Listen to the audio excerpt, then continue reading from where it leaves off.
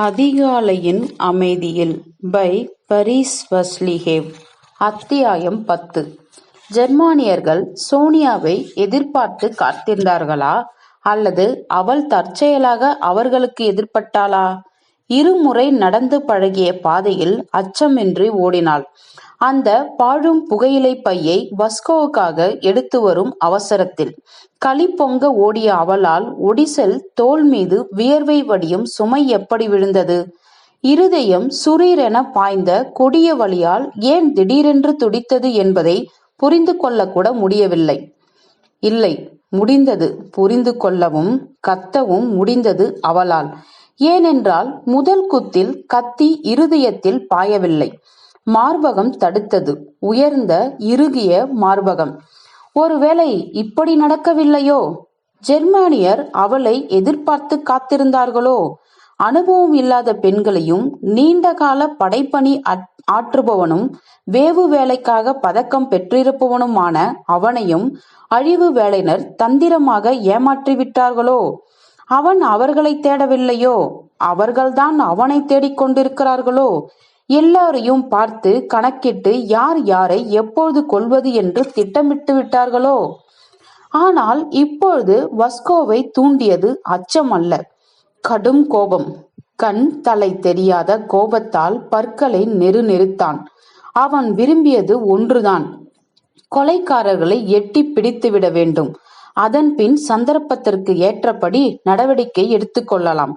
என் கையில் சிக்கினால் உனக்கு கத்த வாய்க்காது, வாய்க்கவே வாய்க்காது.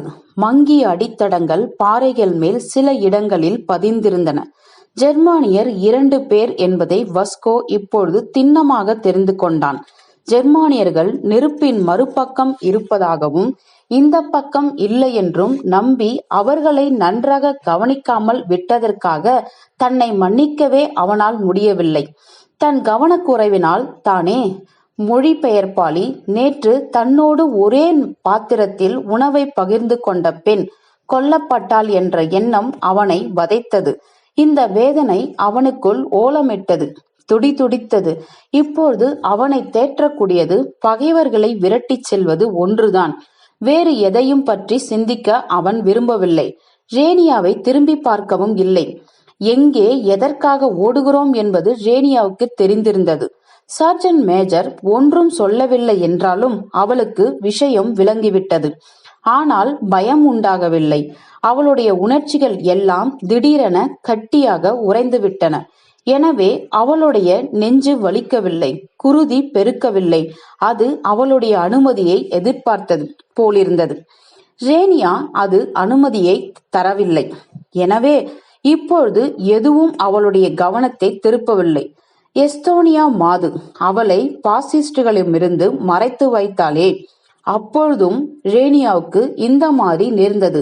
அதாவது 41ஆம் ஆண்டு கோடையில், கிட்டத்தட்ட ஓராண்டுக்கு முன். வஸ்கோ கையை உயர்த்தினான். அவள் மூச்சை கூட சிரமப்பட்டு அடக்கி கொண்டு சட்டென நின்றுவிட்டாள். இளைப்பாறு என்று அநேகமாக காதில் படாத அளவுக்கு தனிந்த குரலில் சொன்னான் வஸ்கோ. அவர்கள் இங்கேதான் எங்கோ இருக்கிறார்கள், கிட்டத்தில் எங்கேயோ. ரேனியா துப்பாக்கியை ஊன்றி சாய்ந்து கழுத்துப்பட்டையை நெகிழ்த்து விட்டாள். உறக்க நெஞ்சு முழுவதிலும் மூச்சுவிட விருப்பம் உண்டாயிற்று. ஆனால் மூச்சை சல்லடையில் வடிகட்டுவது போல மெதுவாக விட வேண்டியிருந்தது. இதயமோ இதனால் அமைதியடைய அறவே மறுத்தது. அதோ அவர்கள் என்றான் சர்ஜன்ட் மேஜர். பாறைகளின் நடுவில் இருந்த குறுகிய இடுக்கு வழியே அவன் நோக்கினான். ரேனியா அங்கே பார்த்தார்கள். அவர்கள் இருந்த இடத்திலிருந்து காட்டுக்கு சென்றிருந்த அடர்த்தியற்ற பீச் மர சோலையில் வெகு உள்ள மரச்செடிகள் லேசாக அசைந்தன. இந்த வழியாக வருவார்கள் என்று திரும்பி பாராமலே பேச்சை தொடர்ந்தான் வஸ்கோ. நீ இங்கே இரு. நான் வாத்து கத்தல் கத்தியதும் எதையாவது ஓசைப்படுத்து. அட, கல்லினாலோ துப்பாக்கி கட்டையாலோ தரையில் அடி.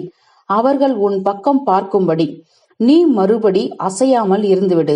புரிந்து கொண்டாயா? புரிந்து கொண்டேன் என்றாள் ரேனியா. நான் வாத்து கத்தல் கத்தியவுடன், அதற்கு முன்னால் அல்ல. அவன் ஆழ்ந்து நன்றாக மூச்சிழுத்தான். பின்பு பாறைகளின் ஊடாக பீச் மர சோலைக்குள் பாய்ந்தான், ஜெர்மானியரை வழிமறிப்பதற்காக. முக்கியமானது, சூரியன் இருக்கும் திக்கிலிருந்து தாக்க வேண்டும். வெயில் பட்டு அவர்களுடைய கண்கள் கூசும்படி.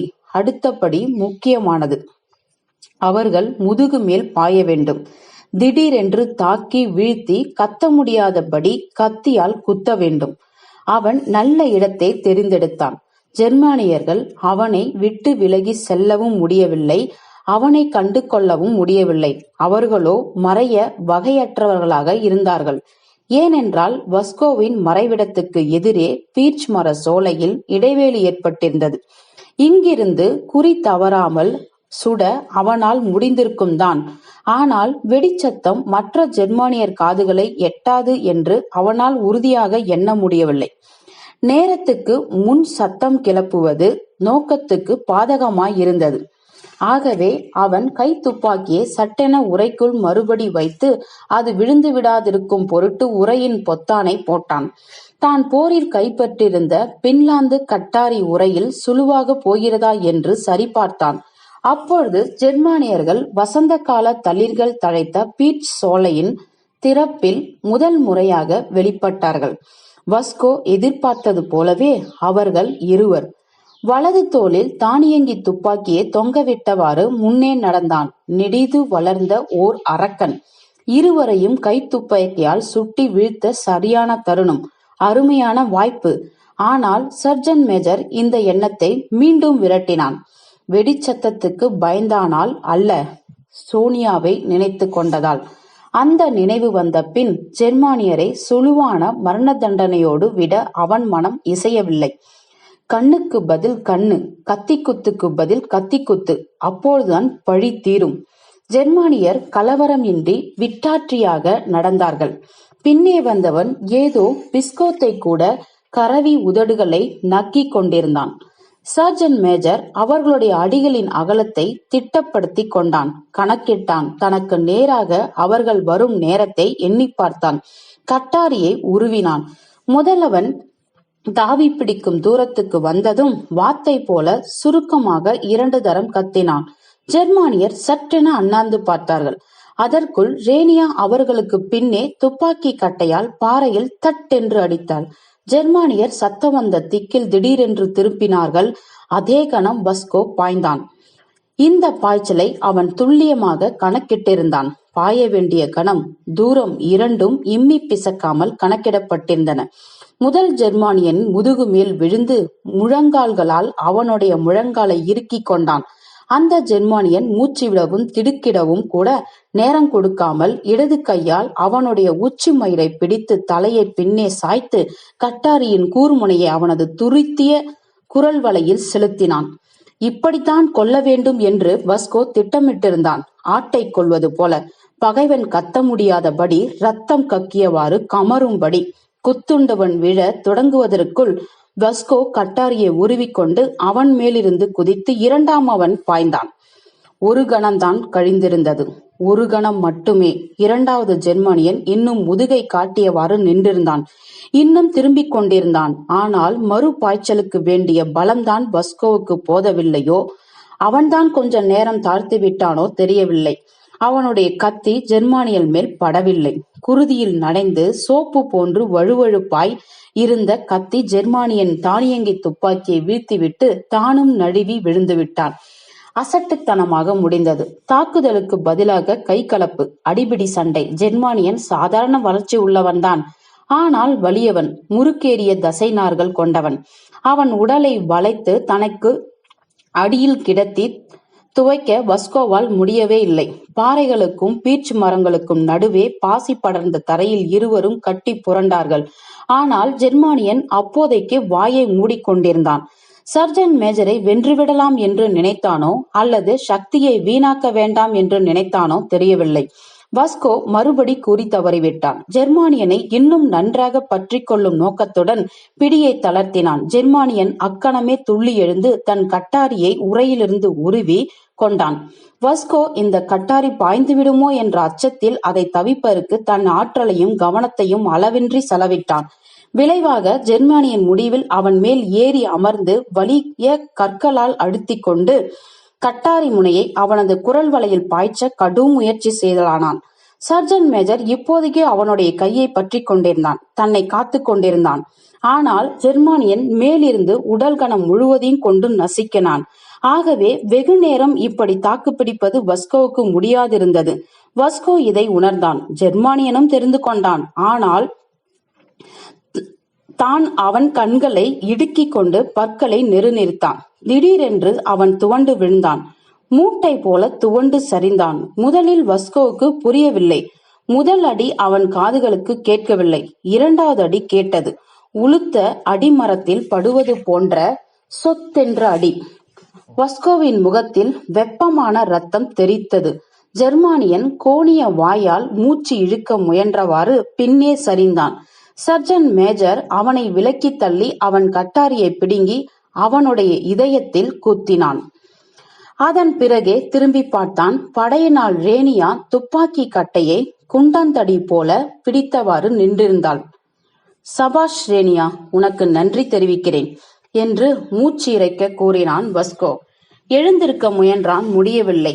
மீனை போல காற்றை விழுங்கியவாறு அப்படியே தரையில் குந்திருந்தான். முதலாவது ஜெர்மானியனை மட்டும் திரும்பி பார்த்தான். எருது போல பெருந்தடியனாக இருந்தான் அந்த ஆள். அவன் இன்னும் நெளிந்து துடித்து கமறிக் கொண்டிருந்தான். அவன் வாயிலிருந்து குருதி பொங்கி பொங்கி பீரிட்டு கொண்டிருந்தது. இரண்டாம் அவனோ அசைவற்று கிடந்தான். சாவதற்கு முன் துடித்து நெளிந்தவன் அப்படியே உயிரற்று போனான். காரியம் முடிந்துவிட்டது. அவ்வளவுதான் ரேனியா, அவர்களில் 2 பேர் குறைந்து விட்டார்கள் என்று தனிந்த குரலில் சொன்னான். ரேனியா திடீரென்று துப்பாக்கியை எரிந்துவிட்டு உடம்பை கூனி கொண்டு குடிகாரி போல தள்ளாடியவாறு புதர் மறைவுக்குள் சென்றாள். அங்கே முழங்கால்களை மடித்தவாறு விழுந்தாள். குமட்டி குமட்டி வாந்தெடுத்தாள். பொறுமி பொறுமி அழுது அம்மா அம்மா என்று கூவி அழைத்தாள். சர்ஜன் மேஜர் எழுந்தான். அவனுடைய முழங்கால்கள் இன்னும் நடுங்கின. மார்பு கூட்டில் கடுமையான வலி எடுத்தது. ஆனால் இனி நேரத்தை வீணாக்குவது ஆபத்தாயிருந்தது. அவன் ரேனியாவை தொடவோ அழைக்கவோ இல்லை. கொல்லாதே என்ற வாழ்க்கை போன்றே இயல்பானது சட்டத்தை மீறும் முதல் கைகலப்பு எந்த மனிதனையும் நிலைக்குலைய செய்துவிடும் என்பதை தன் அனுபவத்திலிருந்து அவன் தெரிந்து கொண்டிருந்தான். இதில் பழக்கப்பட வேண்டும். நெஞ்சு காய்பேற வேண்டும். ரேனியா போன்றவர்கள் அல்ல, வலிய ஆண்கள் கூட தொடக்கத்தில் கடுமையான சித்திரவதையை அனுபவித்தார்கள். பிறகுதான் அவர்களுடைய மனச்சான்று புதிய நடைமுறைக்கு தன்னை இசைவித்துக் கொண்டது.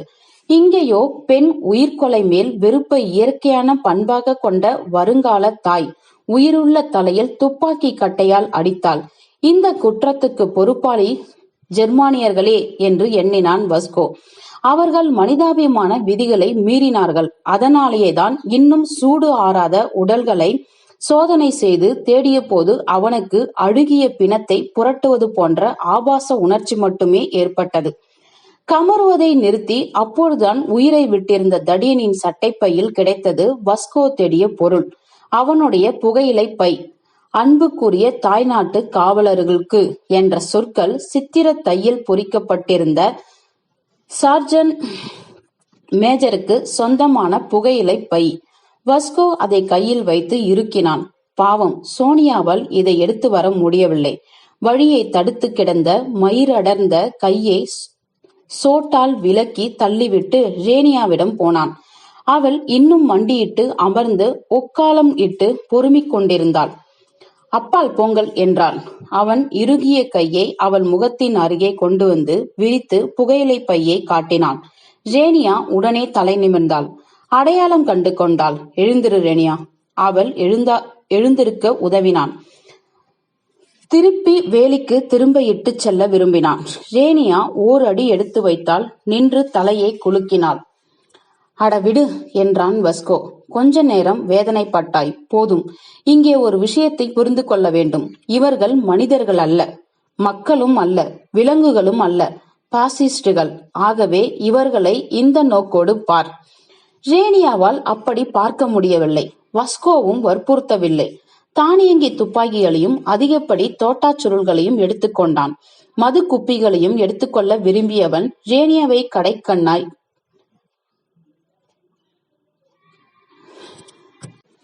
கடை கணித்து அந்த எண்ணத்தை கைவிட்டான். அவை நாசமாய் போகட்டும், பிரமாதம் ஒன்றும் இல்லை. ரேனியாவுக்கு வேதனை குறையும். கொல்லப்பட்ட ஜெர்மானியரின் நினைவு அவ்வளவாக வராது. கொல்லப்பட்டவர்களை மறைக்க பஸ்கோ முயலவில்லை. திறப்பில் பெருக்கியிருக்கும் இரத்தம் முழுவதையும் துடைத்து அகற்ற முடியாதே தவிர மறைப்பதில் அர்த்தமும் இல்லை. பொழுது சாயத் தொடங்கியிருந்தது. விரைவில் உதவி வந்து விட வேண்டும். ஜெர்மானியர்களுக்கு கொஞ்சம் நேரம்தான் பாக்கியிருந்தது. இந்த நேரத்தை அவர்கள் நிம்மதியின்றி கழிக்க வேண்டும் என்று சர்ஜன் மேஜர் விரும்பினான். பதைப்பதைப்புடன் ஓடி ஆடட்டும். தங்கள் வேவுக்காரர்களை குத்திக் கொன்றது யார் என்று யூகம் செய்து கொண்டிருக்கட்டும்.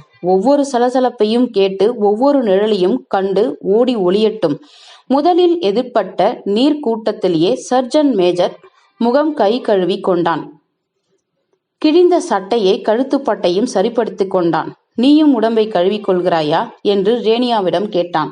அவள் தலையை அசைத்தாள். இல்லை, இப்போது இவளிடம் பேச்சு கொடுக்க முடியாது. இவளுடைய கவனத்தை திருப்ப முடியாது. சர்ஜன் மேஜர் பெருமூச்செறிந்தான். நம்மவர்கள் இருக்கும் இடத்திற்கு நீயே போவாயா? இல்லை, நான் கூட வர வேண்டுமா? நானே போவேன். போ, எல்லோரும் சோனியாவிடம் வாருங்கள். அதாவது அந்த இடத்துக்கு. ஒருவேளை தனியே போக பயமா இருக்கிறதா? இல்லை, எதற்கும் ஜாக்கிரதையாக போ. புரிந்து கொள்ள வேண்டும். எனக்கு புரிகிறது. நல்லது, போ. அங்கே சுணங்காதீர்கள். வருத்தப்படுவது எல்லாம் அப்புறம் செய்து கொள்ளலாம். அவர்கள் பிரிந்தார்கள். வஸ்கோ அவள் மறையும் வரை அவளையே பார்த்து கொண்டிருந்தான். அவள் சரியாக நடக்கவில்லை. பகைவன் நடைமாடும் சத்தத்தை உற்று கேட்காமல் தன் எண்ணத்தில் ஆழ்ந்தவளாய் நடந்தாள். படையனராம், அழகுதான். சோனியா பாதி திறந்த விழிகளால் வானத்தை வெறித்தே நோக்கிக் கொண்டிருந்தாள். சர்ஜன் மேஜர் அவற்றை மூடுவதற்கு மீண்டும் முயன்றான். பலிக்கவில்லை. பிறகு அவன் அவளுடைய சட்டைப்பை பொத்தானை கழற்றி அதில் இருந்தவற்றை வெளியே எடுத்தான். இளம் கம்யூனிஸ்டுகள் சங்க உறுப்பினர் சீட்டு, மொழிபெயர்ப்பாளர்கள் வகுப்புச் சான்றிதழ், 2 கடிதங்கள், ஒரு நிழல் படம் ஆகியவை அவை. படத்தில் சிவில் ஆட்கள் நிறைய இருந்தார்கள். நடுவே இருந்த மனிதரை வஸ்கோவால் காண முடியவில்லை. கத்தி கணக்காக அங்கே பாய்ந்திருந்தது. ஆனால் சோனியாவை அவன் கண்டு கொண்டான். நீண்ட கைகளும் அகலமான கழுத்துப்பட்டையும் உள்ள கவுன் அணிந்து பக்கவாட்டில் நின்றாள். அந்த கழுத்துப்பட்டையிலிருந்து அவளுடைய மெல்லிய கழுத்து நீட்டிக்கொண்டிருந்தது. தலைக்கு நாள் நடந்த உரையாடலையும் சோனியாவின் ஏக்கத்தையும் நினைவுபடுத்தி கொண்டான். படையினால் சோனியா குர்விச்சின் வீர மரணம் பற்றிய தகவலை அனுப்புவதற்கு கூட ஓர் இடமும் இல்லையே என்று வருத்தத்துடன் எண்ணிக்கொண்டான். பின்பு அவளுடைய கைக்குட்டையை உமிழ்நீரால் நனைத்து அவளுடைய இமைகளில் படிந்திருந்த இரத்தத்தை துடைத்தான். முகத்தை அந்த கைக்குட்டையால் மூடினான். காகிதங்களை தன் பையில் வைத்துக் கொண்டான். தன் கட்சி உறுப்பினர் சீட்டு இருந்த இடப்பையில் அருகே உட்கார்ந்து மும்மடங்கு நினைவுக்கூறிய புகையிலை பையிலிருந்து புகையிலை தூள் எடுத்து சுருட்டி புகைத்தான். அவனுடைய சீற்றம் தணிந்து விட்டது. வலியும் குறைந்து விட்டது. ஏக்கம்தான் அவனுள் நிறைந்திருந்தது. தொண்டைக்குழி வரை. தொண்டை கரகரத்தது. இப்போது நிலைமையை ஆழ்ந்து சிந்தித்து சீர்தூக்கி பார்த்து வகைப்படுத்தி மேற்கொண்டு எப்படி செயல்படுவது என்று புரிந்து கொள்ள முடிந்தது. வேவுக்காரர்களை தீர்த்து கட்டி அதன் மூலம் தன்னை காட்டிக்கொண்டு விட்டதற்காக அவன் வருந்தவில்லை.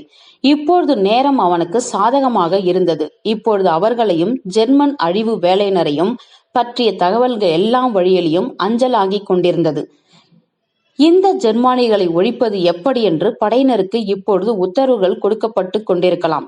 அவர்கள் நால்வரும் 14 ஜெர்மானியரை எதிர்த்து இன்னும் 3 மணி நேரம் சண்டை போட வேண்டியிருக்கும். அட, 5 மணி நேரம் என்று வைத்துக் கொண்டால் கூட சமாளித்து விடலாம். அதிலும் அவர்கள் ஜெர்மானியரை குழப்பத்தில் ஆழ்த்தி லெகோன்தோவோ ஏரியை சுற்றி போகும்படி செய்து விட்டார்கள். ஏரியை சுற்றி போவதற்கோ ஒரு பகலும் இரவும் நடந்தாக வேண்டும். அவனுடைய படையினர் எல்லா ஜாமான்களையும் எடுத்துக்கொண்டு வந்து சேர்ந்தார்கள். இருவர் வெவ்வேறு திசைகளில் போய்விட்டார்கள். ஆனால் அவர்களுடைய ஜாமான்கள் இருந்தன. படைப்பிரிவு செட்டும் கட்டுமான குடும்பம் போல பண்டங்களையும் பேணி காக்க தொடங்கியது. சோனியாவின் உடலை கண்டதும் காளியா வீறிட்டு அழத் தொடங்கினாள். ஆனால் ரீதா அவளை அதட்டினாள். இந்தா, அழுகை அடக்கு. காளியா மௌனமாகிவிட்டாள். சோனியாவின் தலைமாட்டில் மண்டியிட்டு அமர்ந்து வாய்க்குள் தேம்பினாள் ரீதா. பெருமூச்செறிந்தாள். ஆனால் அவளுடைய விழிகள் நிலக்கரி துண்டுகள் போல ஈரமின்றி இருந்தன. சரி, தயார்படுத்துங்கள் என்றான் சர்ஜன் மேஜர்.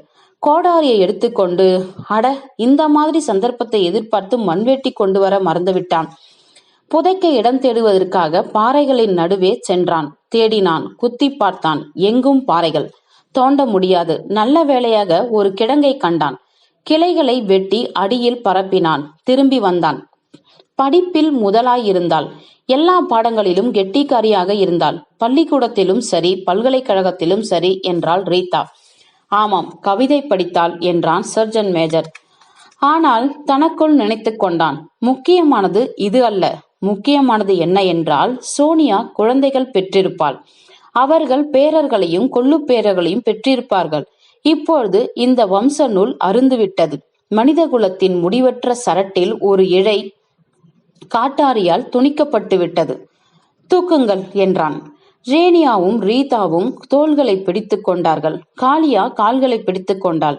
இடறி விழுந்து தள்ளாடியவாறு தூக்கிச் சென்றார்கள். காளியா புதிய மரப்பட்டை சோடு அணிந்த காலை இழுத்து இழுத்து வைத்தபடி நடந்தாள். வஸ்கோ சோனியாவின் மேல் கோட்டை எடுத்து கொண்டு பின்னே சென்றான். கிடங்கின் அருகே சென்றதும் அவன், நில்லுங்கள், இப்போதைக்கு இங்கே கிடத்துங்கள் என்றான். கிடங்கின் விளிம்பருகே கிடத்தினார்கள். தலை சரியாக கிடக்காமல் ஒரு பக்கம் சாய்ந்தது. ரேனியா தொப்பியை தலைக்கு அடியே ஒரு பக்கத்தில் வைத்தாள். வஸ்கோ சற்று சிந்தனை செய்துவிட்டு முகத்தை சுளித்தவாறு, ஐயோ, அவனுக்கு இவ்வாறு செய்ய விருப்பமில்லை. இல்லவே இல்லை. ரீதாவை பார்க்காமல், அவளுடைய இந்த காலை கொஞ்சம் பிடித்துக்கொள் என்று முணுமுணுத்தான். எதற்காக? பிடித்துக்கொள் என்றால் பிடித்துக்கொள்ளேன். அட, இங்கே இல்ல, முழங்கால்களை. பிறகு சோனியாவின் ஒரு சோட்டை பற்றி இழுத்தான். எதற்காக கழற்றுகிறீர்கள் என்று கத்தினாள் ரீதா. ஒரு படையினால் வெறுங்காலோடு இருக்கிறாளே, அதற்காகத்தான் என்றான் சர்ஜன் மேஜர். வேண்டாம் வேண்டாம் வேண்டாம் என்று குமரி அழுதாள் காளியா. இதோ பாருங்கள் பெண்களா, நாம இங்க கொஞ்சி விளையாட ஆடவில்லை. உயிரோடு இருப்பவர்களை பற்றி நினைக்க வேண்டும். போரில் இதுதான் சட்டம். ரீதா, பிடித்துக்கொள், நான் உதறிவிடுகிறேன். பிடித்துக்கொள் என்று கண்டிப்பாக கூறினான் கமாண்டர். சோனியாவின் மறு சோட்டையும் கழற்றி காளியாவின் அருகே போட்டான். சோடுகளை மாட்டிக்கொள், துக்கப்படாமல் போட்டுக்கொள், ஜெர்மானியர் காத்திருக்க மாட்டார்கள் என்றான். கிடங்கில் இறங்கி சோனியாவின் உடலை வாங்கி மேல்கோட்டால் சுற்றி போர்த்தி கிடத்தினான். பின்பு பெண்கள் எடுத்து தந்த கற்களை அதன் மேல் அடுக்கினான். ஒரு திட்டு உருவாயிற்று. சர்ஜன் மேஜர் அதன் உச்சியில் தொப்பியை வைத்து அதை ஒரு கல்லினால் அழுத்தினான். ரேனியா பசுங்கிளையை உச்சியில் நட்டாள். வரைபடத்தில் குறித்துக் கொள்வோம். சண்டை முடிந்த பிறகு அவளுக்கு நினைவு சின்னம் எழுப்புவோம் என்றான் வஸ்கோ. வரைபடத்தில் இடத்தை கணக்கிட்டு சிலுவை குறியிட்டான். பார்த்தான். காளியா மரப்பட்டை சோடும் காலுமாக நின்று கொண்டிருந்தாள். படையினால், காளியா, என்ன செய்தி? ஏன் இன்னும் சோடுகளை போட்டுக் கொள்ளவில்லை? காளியா வீறிட்டல்லா. வேண்டாம் வேண்டாம் வேண்டாம், இது கூடாது, கெடுதல், என் தாயார் மருத்துவ பணியினால். போதும், புழுகினது என்று திடீரென்று கத்தினாள் ரீதா. உனக்கு தாயார் கிடையாது, முன்பும் இருக்கவில்லை. வெறுமே பாவனை செய்கிறாய் நீ. வீண் கதை கட்டாதே. காளியா வாய்விட்டு அழுதாள். பொம்மையை யாரோ உடைத்து விட்டதால் அழும் குழந்தை போல தேம்பி தேம்பி அழுதாள்.